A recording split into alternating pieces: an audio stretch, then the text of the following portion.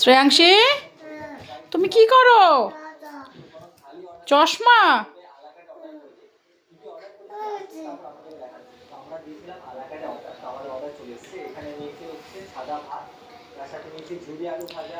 কি খেলা?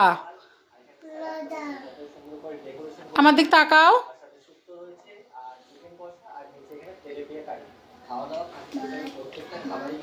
চশমা ভেঙে যাবে মা। চোখে পড়ো, চোখে পড়ো,